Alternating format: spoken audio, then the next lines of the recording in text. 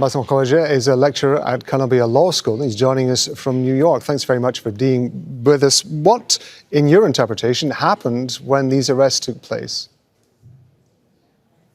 So I and other faculty members were horrified last week as we watched 108 students get arrested on the South Lawn of Columbia University for standing in solidarity with the people of Gaza and asking Columbia to divest from the Israeli war there.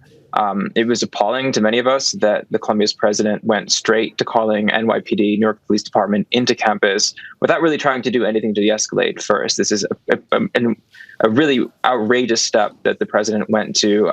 These are students who pay tuition to be here. They're in our care, and we should be protecting them and creating a space for free speech and freedom of expression, not calling police, riot police, to remove them from campus. I'm reading here that the NYPD Commissioner, Edward Cavan, said that the students, quote, that were arrested were peaceful, offered no resistance whatsoever, and were saying what they wanted to say. What was the reaction, or are you aware of what the reaction was when the police arrived and what the interaction between the police and the students was? Yeah, so I was at the protest about 30 minutes ago. The camp is back up. It's peaceful. There's students there talking, studying. It's the same as it was last week. There was really no justification for calling in riot police to remove protesters who are sitting peacefully on a lawn, not holding buildings, not disrupting classes, not preventing people from going to class, really just holding space and calling on the university to divest. So the fact that, in response to that, the school went straight to calling in the police is pretty outrageous. And it's why more than 100 faculty members from Columbia walked out of class yesterday to protest this reaction. It's why the president of the university is currently facing a censure vote.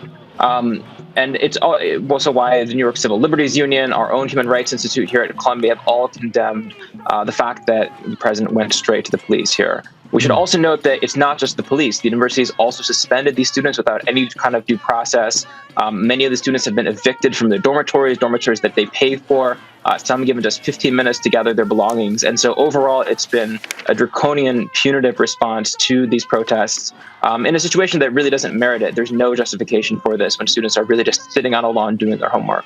Correct me if I'm wrong, but I understand that the encampment had been timed because there was a congressional testimony that was being given by the Columbia president, Minouche Safik, that was taking place the same day that, on the university's response. She was going to be talking about the university's response to anti-Semitism. Now, those congressional hearings, as we've heard in the past or seen in the past, can be very tense. They can be very, certainly the educationalists can be held to account significantly. Do you think that that has in some way influenced the decision by the faculty to bring in the police?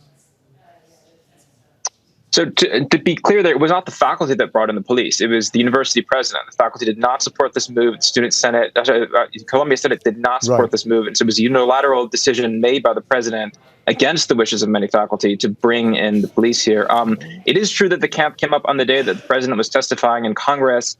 I should note that this follows months and months of actions from students to push the college, the university, on this issue. So it's not something that just started last week. This is student organizing that's been happening for many months now and has now culminated in an encampment that the students are holding. I think students were disappointed that the president, in her remarks to Congress, did not push back against accusations of anti-Semitism from students, did not really try to, create a distinction between hate speech and promotion of human rights. And so there's a lot of anger, I think, right now on campus for the actions of the president. Let me interrupt you very quickly.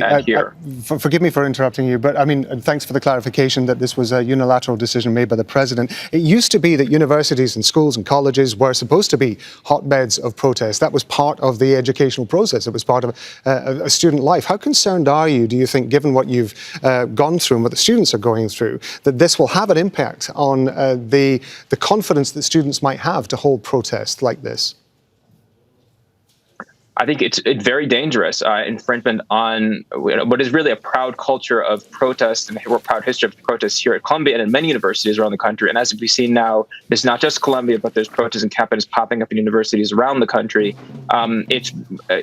Anytime police are brought in to crack down on students like this, it of course chills free speech. To the students' credit, they don't seem to be backing down and are back out on the lawn, really within the same day that the original encampment was shut down. Bassam Khawaja, we appreciate your time, so thank you very much indeed.